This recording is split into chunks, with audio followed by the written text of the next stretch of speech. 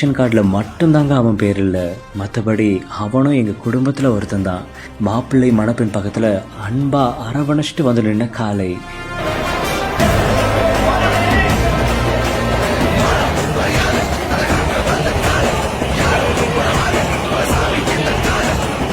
இதுதாங்க எங்கள் தமிழ்நாடு.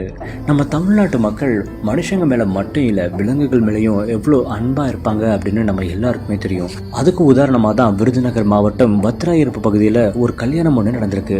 அப்போது விஜய செல்வராஜ் மற்றும் ஹரிணி தம்பதியினருக்கு நடந்த திருமண வரவேற்பு நிகழ்ச்சியில் என்ன நடந்திருக்கு தெரியுமா? விஜய செல்வராஜுடைய நண்பர்கள் விஜய செல்வராஜுடைய ஜல்லிக்கட்டு காளையை அழைச்சிட்டு வந்திருக்காங்க.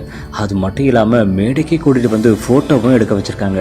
அப்போது அந்த காளை அன்பாக அரவணைச்சு நின்று இருக்குங்க. இதை பார்த்த எல்லாருமே அந்த ஜல்லிக்கட்டு காளை வேணா ரேஷன் கார்டில் கூட பேர் இல்லாமல் இருக்கலாம், மற்றபடி அதுவும் அவங்களுடைய குடும்பத்தில் ஒன்று தான் அப்படின்னு எல்லாருமே இதை பற்றி தான் பேசிட்டு வராங்க.